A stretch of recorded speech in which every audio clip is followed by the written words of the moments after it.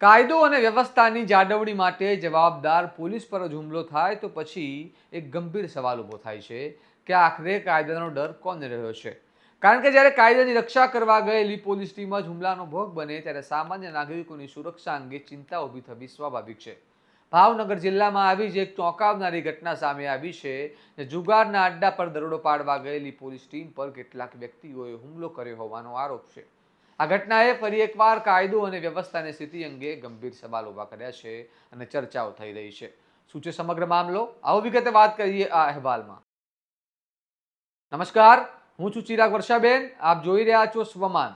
ભાવનગર જિલ્લાના ભાલ પંથક વિસ્તારમાં જુગાર રમાતો હોવાની બાતમીના આધારે પોલીસે બપોરના સમયે દરોડો પાડ્યો હતો. પરંતુ પોલીસ ટીમ સ્થળ પર પહોંચતા જ ત્યાં હાજર કેટલાક વ્યક્તિઓએ પોલીસની કામગીરીમાં અવરોધ ઊભો કર્યો.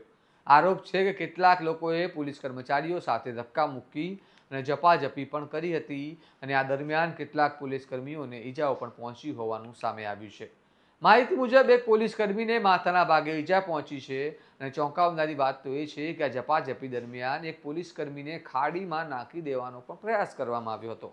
ઘટનાની જાણ થતાં જ એલસીબીની ટીમ તાત્કાલિક ઘટના સ્થળે પહોંચી હતી અને પરિસ્થિતિ કાબુ લીધી હતી.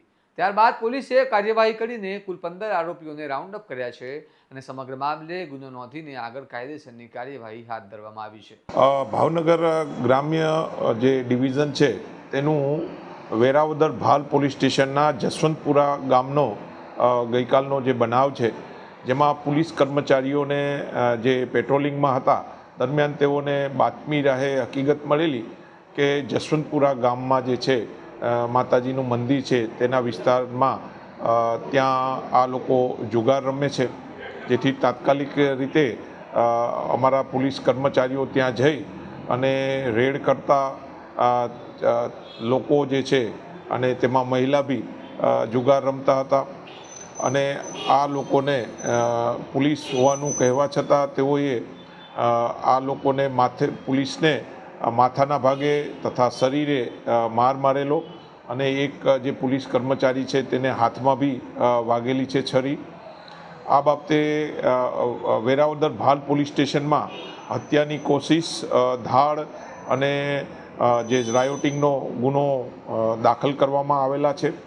આ ગુનામાં 15 જેટલા પુરુષ અને 4 જેટલી મહિલા જે છે તેના નામ હોય, જેથી આ કામે એલસીબીની ટીમ, એસઓજીની ટીમ અને મહિલા એક પીએસઆઈ ચૌહાણની ટીમ દ્વારા જુદા જુદા વિસ્તારમાં કોમ્બિંગ કરવામાં આવેલા અને આ કામે જે છે આરોપી હસ્તગત કરી અને તેને અટક કરવાની વિધિ હાલમાં ચાલુ છે. આ તમામ જે આરોપીઓ જે છે તેમાંના જે મુખ્ય આરોપીઓ જે છે જેણે પોલીસનો મોબાઈલ તથા તેનું વોલેટ અને જે લઈ લીધા છે તે બાબતે નામદાર કોર્ટમાં રજૂ કરી અને તેની રિમાન્ડ લેવાની કામગીરી બી કરવામાં આવનાર છે. ભાવનગર એસપી દ્વારા અત્યારે મુલાકાત લેવામાં આવી. હાલમાં માનનીય એસપી સાહેબ જે છે નીતિશ પાંડે સાહેબ દ્વારા આ કામનો જે મુખ્ય ભોગ બનનાર જે છે, જેને માથાના ભાગે આ લોકોએ દંડાથી ઈજા કરેલી હતી, તેની મુલાકાતે માનનીય સાહેબ પધારેલા અને સાહેબની સૂચના મુજબ હાલમાં તપાસ ચાલુ હોય આ કામના જે આરોપીઓ જે છે તેને અટક કરવાની વિધિ હાલમાં ચાલુ છે. બિલકુલ, તે જે છે ત્યાંના જે ઘણા આરોપીઓએ આ કામના જે આરોપીઓને જે છે તેને ઢસડીને જે છે ખાડી છે તેમાં બી નાખવાની એ લોકોએ કોશિશ કરેલી. ટીમ બનાવી કોમ્બિંગ કરી અને આ આરોપીઓને છે જે છે પોલીસે જબ્બે કરેલા છે.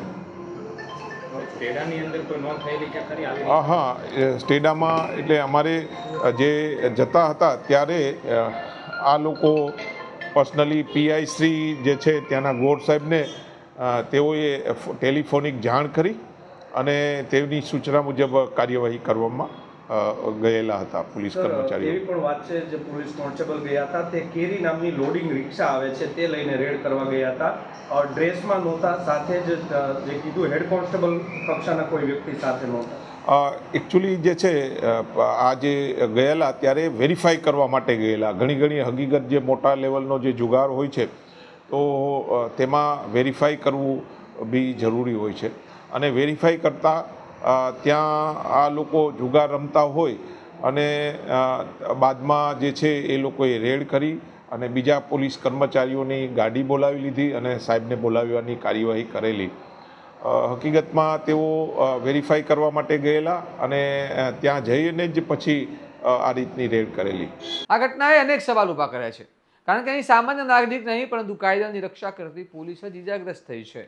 જો પોલીસ પર જ આ રીતે હુમલો થાય તો સામાન્ય લોકોમાં પણ ભયનું વાતાવરણ ઊભું થવું સ્વાભાવિક છે. છેલ્લા કેટલાય સમયથી આવી ઘટનાઓમાં વધારો જોવા મળી રહ્યો છે, જ્યાં અસામાજિક તત્વો પોલીસ સામે જ બેફામ બનીને હુમલો કરતા જોવા મળે છે. અને હવે જોવાનું રહેશે કે પોલીસ આવા આરોપીઓ સામે કેટલી કડક કાર્યવાહી કરે છે અને શું આ ઘટનામાં એવો દાખલો બેસાડવામાં આવશે જેથી ભવિષ્યમાં આવી ઘટનાઓ ફરી ન બને. આ સમગ્ર મામલે તમારું શું મંતવ્ય છે અમને કમેન્ટ કરીને જણાવો અને આવા વિગતવાર અહેવાલ માટે સ્વમાનની ચેનલને લાઇક, શેર અને સબસ્ક્રાઇબ કરવાનું ભૂલતા નહીં. નમસ્કાર.